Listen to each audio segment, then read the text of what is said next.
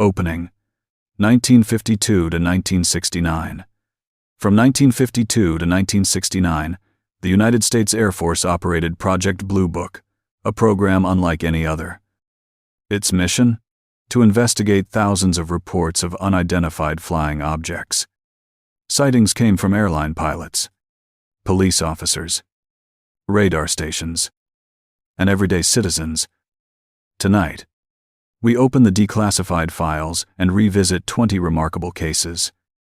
Each one was documented, studied, and left unexplained. From glowing discs pacing airliners to radar tracks over nuclear bases, these reports reveal mysteries the Air Force could never resolve. What follows is not fiction, these are real words from history, preserved in official reports and witness testimony. November 2nd, 1957. The quiet Texas town of Lubbock became the center of one of Blue Book's most enduring mysteries. At 11 p.m., Patrolman Joe Rich and Ray Sanders noticed something hovering above Highway 116, a glowing, egg-shaped object suspended over the road, luminous and silent. Curious and unnerved, they accelerated toward it. The object began to move, pacing them as they drove. Each time they increased speed, the craft anticipated their movements, gliding ahead and maintaining distance. Then it swooped lower, passing over their patrol car and bathing the road in brilliant light. Sanders later reported the craft seemed to toy with them, darting across the highway as if testing their pursuit. They radioed for backup. "We've got something in the sky. It's moving with us. Soon." Other officers confirmed the sighting. A sergeant joined from another direction, reporting the same glowing oval maneuvering over the road. The pursuit continued for miles, sometimes at speeds approaching 80 miles per hour. Yet the object always stayed just out of reach, silent, glowing, eerily steady. Officers described an egg-shaped craft, roughly the size of a small car, glowing white with faint blue edges. It emitted no sound, no contrail, no heat. The way it moved defied conventional flight, accelerating instantly, hovering without drift, executing sharp directional changes. Citizens began phoning in reports. Some claimed the object passed directly over their houses, casting a glow through their windows. By early morning, it vanished into the western horizon, leaving shaken officers who filed detailed, matching reports. The Air Force investigated. Initially, analysts suggested the officers had chased a meteor, but meteors don't hover over highways or pace patrol cars. Next, they proposed weather balloons. Again, witnesses rejected this. They'd seen balloons before. This was different. Blue Book's final summary listed the case as unexplained. What gives this chase enduring weight is its timing. 1957 saw a surge of credible UFO encounters across the United States. For officers who experienced it, no amount of paperwork could erase what they saw. It was something else, something still unexplained more than 65 years later. October 24th, 1968. The vast flatlands of North Dakota were cloaked in darkness. At Minot Air Force Base, home to nuclear-armed B-52 bombers and underground missile silos, radar screens flickered in the operations center. At 2 a.m., operators picked up a strong return from an unknown object moving across airspace near the base. The return was unusually clear, solid, consistent, behaving like a real target. Within moments, visual sightings poured in from security teams across the missile fields. Guards reported a bright object hovering low over the prairie, illuminating the ground with an eerie glow. A B-52 on training mission was directed to investigate. As the crew approached, they spotted it, a luminous object larger than a fighter jet, glowing with white-orange intensity. At first stationary, it suddenly burst forward, pacing the bomber and holding parallel course.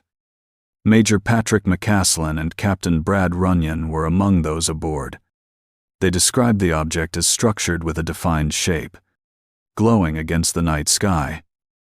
It wasn't a star, not a planet, not an aircraft. It moved with deliberate intent, matching the bomber's maneuvers. Security teams continued reporting from multiple locations. Some said it hovered near missile silos, bathing them in light. Others described it descending toward the ground before shooting skyward at incredible speed. One guard radioed that the object had landed briefly near his position, glowing brightly before lifting away. The B-52's onboard radar locked onto the object. Readouts confirmed it was real. Solid. Moving at speeds no conventional aircraft could match. Visual confirmation matched radar tracking, whatever this was. It existed both on instruments and in the eyes of the crew. For nearly 40 minutes, the B-52 was shadowed. Attempts to maneuver away proved futile. Each time the bomber changed course, the object responded, staying close but never colliding. The crew described feeling observed, even studied. When the bomber returned to base, shaken but intact, Project Blue Book investigators were dispatched. They interviewed the crew, radar operators, and ground personnel. The accounts were consistent. Multiple sources across dozens of miles had observed the same object at the same time. The night of November 2nd, 1957 began quietly across West Texas.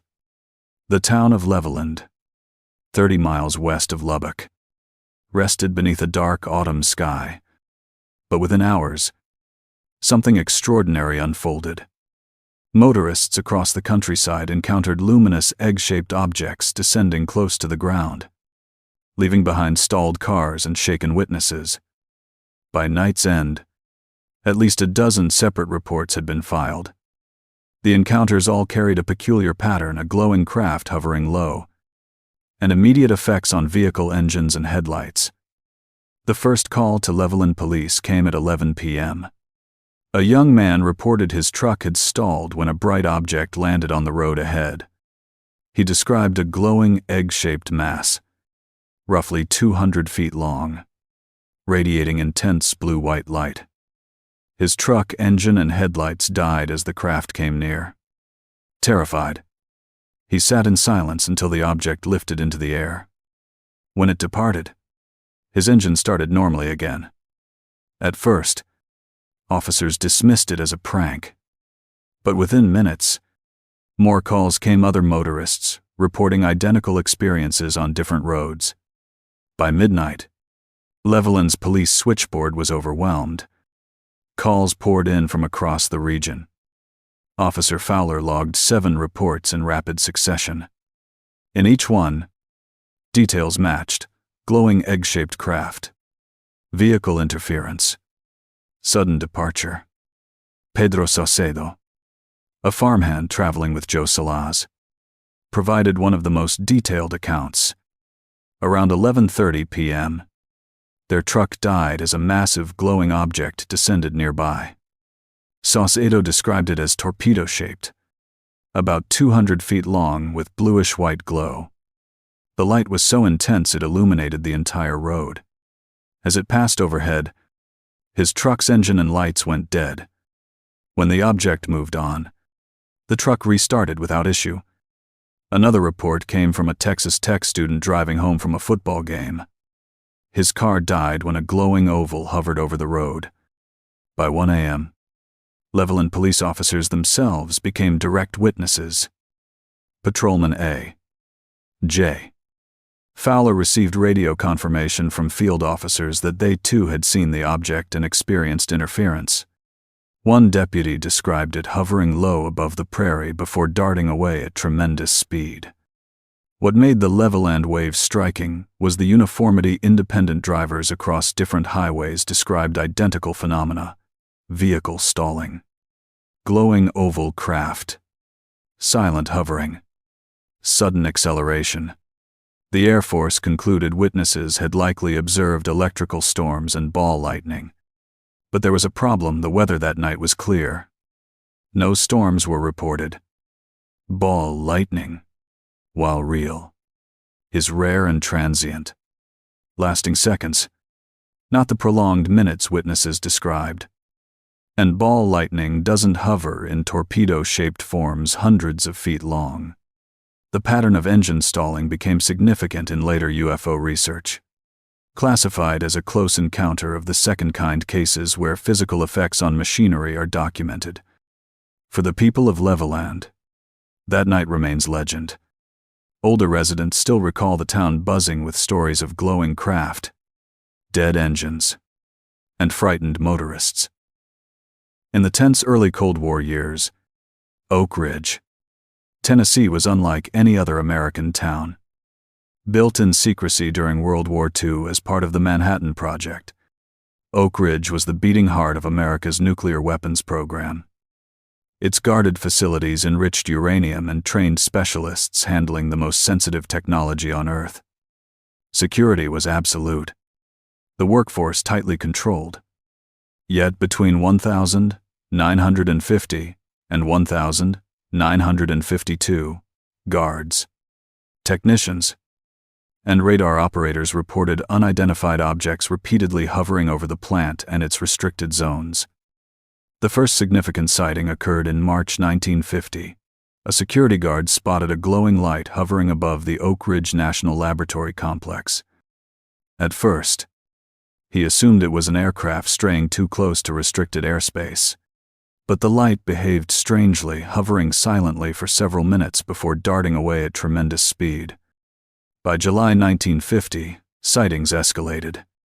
Radar operators confirmed unusual returns on their screens, unknown objects that moved rapidly across controlled airspace, then vanished suddenly. These weren't static anomalies. They displayed acceleration and directional control. Ground observers matched what radar showed: luminous, oval-shaped objects gliding over the perimeter. In early 1951, multiple guards watched as a luminous white sphere hovered low over a restricted sector of the Y-12 plant, the facility responsible for uranium enrichment. One guard raised his rifle, unsure if the object posed a threat. Before he could act, the sphere shot straight upward, disappearing into the night sky within seconds. The sudden acceleration without audible engine noise left witnesses unsettled. Radar confirmed what they saw, tracking the object, climbing rapidly before the return vanished entirely. The most dramatic incident occurred in 1952. On a late summer night, security personnel across Oak Ridge simultaneously reported multiple luminous objects hovering above the reservation. The lights were described as bright white or bluish, moving in deliberate patterns. One guard said they formed a loose triangular formation before breaking apart and streaking away in different directions. Radar again picked up unknowns in the sky, showing solid moving targets. For guards on the ground, the events were unnerving. Oak Ridge was supposed to be secure from every conceivable threat. Yet here were aerial intrusions, silent and unstoppable over the very facilities producing uranium for America's bombs. August 12, 1953. South Dakota's Great Plains carried the steady thunder of bombers from Ellsworth Air Force Base near Rapid City. Strategic Air Command aircraft trained for long-range missions while radar crews maintained constant watch. But this night, a B-52 bomber crew, radar operators, and base personnel reported an encounter that defied identification. Just after 8 p.m., radar operators at Ellsworth detected an uncorrelated target moving toward their airspace. The return was strong and clear, not a ghost echo. The blip moved at about 600 miles per hour, fast but not beyond jet performance. What made it unusual was its abrupt altitude changes, climbing thousands of feet in seconds, then dropping again while maintaining steady horizontal speed. As controllers tracked the object, ground observers around Rapid City began reporting a bright light in the sky. Witnesses described a glowing white object, larger and more luminous than a star, moving with unusual agility. Its motions matched what radar was recording: rapid climbs, sudden descents, sharp turns. The order was given: scramble an interceptor. An F-84 Thunderjet took off from Ellsworth, guided toward the unknown by ground control. Captain Dan Heller soon spotted the object himself, a brilliant white light, brighter than any aircraft beacon, moving with deliberate control. Heller attempted to close distance, but each time he approached, the object accelerated away. On radar, controllers watched the chase unfold, the F-84 and the unknown maneuvering across the screen. The pilot reported the same. Every time he thought he was closing in, the object pulled ahead effortlessly. After several minutes, Heller broke off the chase, his fuel running low. But the object didn't leave. Instead, it returned to hover near Ellsworth, as though waiting. Controllers scrambled a second interceptor, an F-94 Starfire, equipped with airborne radar. The F-94 crew soon locked onto the unknown. They confirmed a solid radar return at the same position as the visual sighting. The pilot described the object as a brilliant light maneuvering with intelligence. He attempted to engage, but once again, the target accelerated away at tremendous speed, climbing vertically and vanishing into the night sky. Back at Ellsworth, radar screens went blank. The object had disappeared completely. Controllers logged the incident in detail, noting multiple visual sightings, radar confirmation, and attempted interception. Project Blue Book quickly dispatched investigators. They interviewed radar operators, pilots, and ground witnesses.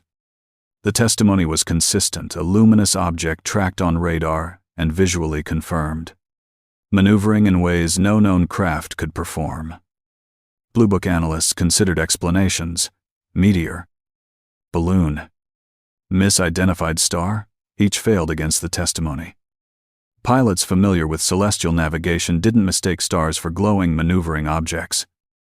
Radar operators trained to recognize false returns insisted the object's movements were real, not atmospheric artifacts. In the end, Blue Book quietly classified the case as unidentified. The Rapid City case stands out because of converging data, not just radar or just visual, but both, supported by multiple witnesses, including military pilots. It involved attempted interception with the unknown, clearly responding to pursuit. It lasted nearly 2 hours, providing ample observation. Civilian researchers later hailed it as one of the best documented cases of the early 1,950 seconds, placing it alongside Washington, D.C., 1,952, and Haneda, 1,952, as prime examples of radar visual encounters. July 20th, 1,950. Fairchild Air Force Base near Spokane. Washington played a key role in America's emerging nuclear strategy. At 10 p.m., a group of airmen conducting routine checks on parked aircraft noticed a strange light appearing above the horizon to the west. At first, they assumed it was an aircraft on approach. But as the light drew closer, its odd characteristics became undeniable: bright, white, steady, not flashing like navigation lights. More unsettling, it moved silently without the roar of engines. The object approached the base perimeter at low altitude, then stopped abruptly, hovering over the airfield. The airman described it as disc-shaped, glowing faintly with bluish-white light. It appeared structured, not a ball of light or atmospheric effect. Radar operators inside the base picked up an uncorrelated target at the same location. The radar return was strong and steady, confirming what the men outside were seeing. As the object hovered, it seemed to scan the area. One airman reported the glow intensified as though the craft were projecting light downward. Several described feeling a prickling sensation on their skin, as if exposed to static electricity. The base scrambled an interceptor, a P-61 Black Widow still in service at that time. Guided by ground control, the pilot soon had visual contact, describing a luminous disc-shaped object hovering over Fairchild at several thousand feet. When he attempted to close distance, the object reacted instantly, darting away at extraordinary speed, leaving the P-61 far behind. The pilot pursued for several minutes, but the unknown craft outpaced him easily. Then, as suddenly as it had appeared, the object shot vertically upward and vanished into the night sky. The entire encounter lasted about 30 minutes. When it was over, multiple groups of witnesses, airmen on the ground, radar operators, and the interceptor pilot had seen and tracked the same thing. Their reports were consistent: a disc-shaped object, glowing, silent, maneuvering with intelligence, and capable of extraordinary speed. Project Blue Book investigators interviewed the witnesses in detail, reviewed radar logs, and collected the pilot's testimony. The consistency impressed them. This was no single witness story, it was a multi-source event at a major Air Force base. Blue Book's official conclusion: unidentified. The Fairchild case carried symbolic weight. This was not a random sighting over farmland. It was a direct intrusion over a strategic air command base responsible for America's nuclear strike capability. For many in the UFO research community, such incidents suggested deliberate interest by the phenomenon in the nation's most sensitive military assets. The Fairchild incident demonstrates the tension that defined Project Blue Book: documenting strong cases, investigating them, often admitting they were unexplained, yet publicly telling Americans that UFOs posed no threat and had no significance. March 10, 1954. The far northeast corner of North America, where Labrador meets the icy Atlantic, was one of the Cold War's most strategic outposts. Goose Bay Air Force Base, built during World War II, had become a vital hub for transatlantic flights and early warning radar. Late that night, controllers scanning the northern approaches spotted a solid, uncorrelated target on their scopes. The blip was strong, steady, moving at a speed well beyond conventional aircraft. The target approached from the northeast, tracking across the Labrador coast. At times, it slowed to near hover, then accelerated again, climbing and descending in ways no known aircraft could manage. Outside, ground observers confirmed the radar returns. Several Air Force personnel saw a luminous object moving silently across the sky, round and glowing white with a faint greenish hue, visible for several minutes, maneuvering over the base perimeter before moving inland. Soon an interceptor was scrambled, a CF-100 Canuck jet, flown by the Royal Canadian Air Force but operating in coordination with U.S. crews. Guided by radar, the jet closed on the unknown target. For several minutes, the interceptor's radar locked onto it, confirming the ground returns. The pilot also saw it visually, a glowing object, disc-like in appearance, maneuvering effortlessly ahead of him. Each time he tried to close distance, the object accelerated away. At one point, it shot vertically upward, vanishing from radar before reappearing miles away seconds later. The pilot, a seasoned flyer accustomed to intercepting high-speed jets, later admitted he had never seen anything move like it. The chase lasted nearly 20 minutes. Then, as suddenly as it had appeared, the object vanished, completely gone from both sight and radar, leaving only logs and astonished testimony. Project Blue Book investigators reviewed the case. The evidence was strong: multiple radar returns, visual confirmation by trained observers, and attempted interception. Could the radar returns have been caused by anomalous propagation? That wouldn't account for visual sightings by ground observers and the pilot. nor the interceptor's radar lock-on. Could it have been a meteor? Meteors flash across the sky in seconds. They don't hover, dart, and reappear. Could it have been a Soviet aircraft? In 1954, no known jet could match the speeds, vertical climbs, or instantaneous course changes described. Ultimately, Blue Book filed the case as unidentified. Throughout the 1,950 seconds and 1,960 seconds, northern bases like Goose Bay, Thule in Greenland, and Frobisher Bay reported similar intrusions, luminous disks tracked on radar, confirmed visually, appearing repeatedly over strategic installations. The pattern was unmistakable. The phenomenon seemed drawn to early warning radar sites and nuclear-capable bases, as if monitoring humanity's growing military reach into the Arctic frontier. July 4th, 1947, Independence Day itself.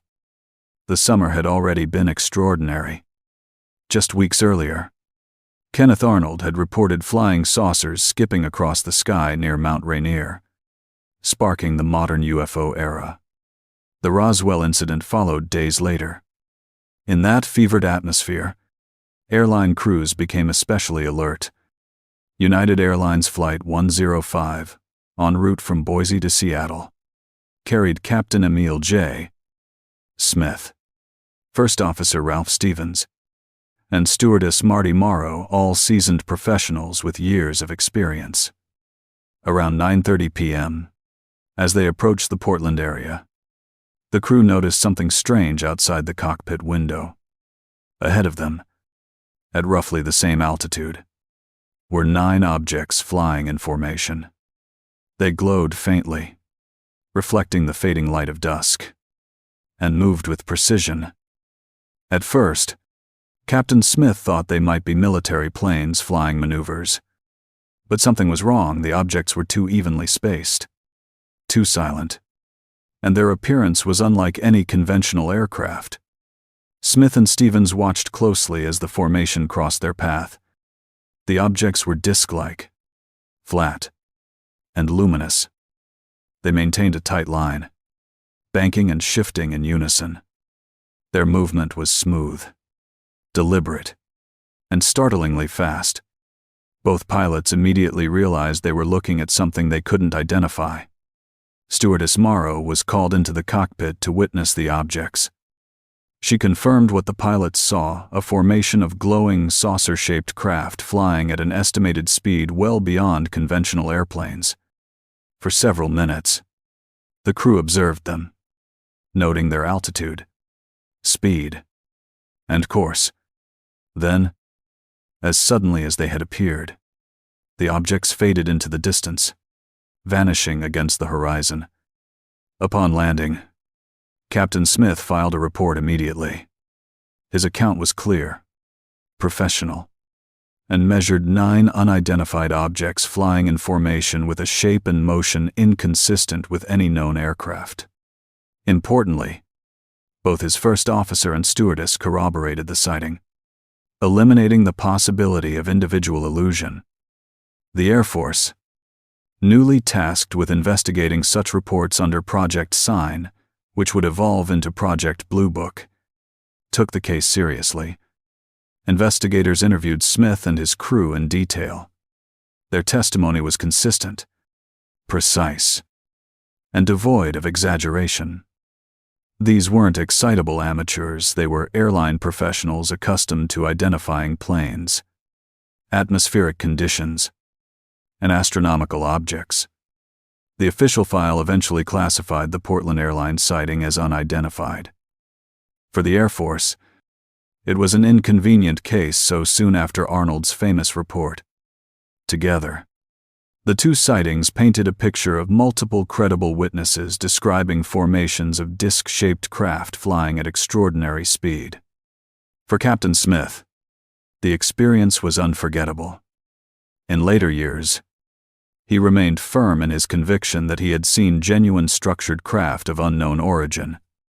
He rejected explanations that reduced the sighting to meteors, birds, or illusions. "We saw them," he insisted. "They were real and they were solid." The Portland sighting carried extra weight because it came from airline pilots, professionals whose reputations depended on accuracy and calm judgment. Their testimony carried more authority than that of ordinary citizens, adding a layer of professional credibility that couldn't be ignored. August 5th, 1953. The Great Plains of South Dakota stretch endlessly open farmland, small towns, and miles of quiet highway dissolving into the horizon. Just after 9 p.m. in the small community of Harold, Sheriff Leroy Pell received the first call. Townspeople were reporting a bright light hovering low in the sky just outside of town. At first, he assumed it might be a prank, but the callers were adamant. Sheriff Pell grabbed his radio, summoned 2 deputies, and set out along Highway 14 heading toward the reported location. After just a few miles, they saw it themselves, a brilliant, glowing object hovering low above the prairie. It appeared to be a white, oval-shaped light, about the size of a car, suspended silently in the air. As they drew closer, the object began to move, sliding across the sky, then suddenly accelerating with astonishing speed. The officers gave chase. The patrol car roared down the empty highway, lights flashing, siren wailing. But no matter how fast they drove, the object kept pace, hovering just ahead of them as if teasing the pursuit. When they accelerated to nearly 90 miles per hour, the glowing craft surged ahead effortlessly, maintaining its distance. At one point, the object stopped abruptly in midair, hovering directly over the road. Sheriff Pell later said it appeared to be waiting for them. As the patrol car approached, the object shot vertically upward in complete silence, vanishing into the night sky before reappearing moments later farther down the road. By now, other deputies and townspeople had joined the chase. From different vantage points, they all described the same thing: a luminous oval-shaped object darting across the prairie with speed and precision no aircraft could match. The pursuit lasted nearly an hour. The object would hover low, dart across the road, vanish upward, and then reappear miles away. At one point, it descended so low that deputies said it illuminated the fields below, casting long shadows across the prairie grass. The silence was what unnerved them most. No engine noise, no whoosh of displacement, only the steady hum of their own patrol cars. When the object finally departed for good, streaking upward into the stars, the officers returned to town, shaken and bewildered. Sheriff Pell filed a detailed report, backed by sworn statements from his deputies. Multiple townspeople who had seen the object corroborated the accounts. The Air Force dispatched investigators under Project Blue Book, interviewing the sheriff, deputies, and civilians. The witnesses were consistent: a glowing oval or egg-shaped object hovering silently, accelerating instantly, moving in ways no conventional craft could. The Air Force faced a dilemma. These were not excitable teenagers. These were sworn law officers respected in their community whose reputations depended on honesty. Blue Book attempted to attribute the sighting to astronomical objects. Investigators suggested the officers had mistaken Jupiter or bright stars distorted by atmospheric conditions. But the explanation collapsed under scrutiny. Planets don't hover low over highways, pace patrol cars at 90 miles per hour, or vanish vertically into the sky. The official file quietly listed the case as unidentified. For the officers, that label brought little comfort. They knew what they had seen, and it wasn't Jupiter. September 24th, 1959, the high desert town of Redmond, Oregon woke under a crisp blue sky. Just after 9 a.m., airport tower operators spotted a strange object hovering above Redmond. At first glance, They thought it might be a private plane or helicopter. But as they trained binoculars on the object, they saw something entirely different, a luminous metallic-like object, disc-shaped and unmoving against the clear sky. Tower Chief Charles Robertson described it as about 40 feet in diameter, glowing with a silvery white sheen. Hovering at a steady altitude, it made no sound, emitted no contrail, and showed no obvious means of propulsion. Other FAA employees joined him. All confirmed the same thing: a structured object, solid, luminous, and stationary. The sighting lasted several minutes. As the tower staff continued to observe, the object suddenly began to move. It shot straight upward, then stopped abruptly, hovering once again. Then it descended rapidly to a lower altitude before resuming a stationary hover. At the same time, radar operators confirmed an unknown target on their screens corresponding to the object's location. The radar return was strong, indicating a real solid object. With confirmation in hand, the FAA requested military assistance. F-102 Delta Dart interceptors were scrambled from Portland Air Base. As the jets approached Redmond, the object hovered for a moment longer, then shot skyward at an extraordinary rate of speed. Witnesses described it vanishing vertically in seconds, leaving no trail. By the time the 102 seconds reached the area, the sky was empty. Tower operators and FAA staff swore by what they had seen the event had lasted long enough to rule out illusion. Project Blue Book investigators interviewed the FAA tower personnel, mechanics, and linemen. All gave consistent accounts: a luminous disc-like craft hovering, maneuvering, then accelerating vertically at incredible speed. The Air Force faced a problem. This wasn't a case that could be easily explained away. The witnesses were professionals trained to identify aerial objects. Radar confirmation backed them up, and the Air Force itself had scrambled jets in response. Nonetheless, Blue Book's final report suggested the witnesses had observed a weather phenomenon. But this didn't explain the radar returns, the abrupt vertical acceleration, or the uniform testimony. For the witnesses, the event was unforgettable. Robertson remained adamant until his death that he and his colleagues had seen a structured physical object. We knew what planes looked like, what balloons looked like, what weather could do, he said. This was none of those things. It was solid. It was real. Today, the Redmond radar visual case is often cited as one of the strongest entries in the Blue Book archive: multiple independent observers, radar confirmation, and attempted military interception. These 20 cases represent just a fraction of Project Blue Book's files. From 1952 to 1969, the Air Force logged over 12,000 reports. Of those, 701 remain officially unexplained. What we've explored tonight: police chases across Texas prairies, radar tracks over nuclear bases, airline crews witnessing formations of discs, military jets outmaneuvered by luminous craft, reveals a pattern of trained observers, credible witnesses, and consistent physical descriptions, a pattern of objects that hovered, accelerated impossibly, and vanished without trace. Project Blue Book closed its doors in 1969, concluding that UFOs posed no threat to national security and offered no evidence of extraterrestrial visitation. Yet the files themselves tell a different story. They speak of encounters that defied explanation, of technology beyond human capability, of mysteries the Air Force could investigate but never resolve. Tonight, we've opened those files. We've heard the voices of police officers, pilots, radar operators, and everyday citizens who looked up and saw something extraordinary.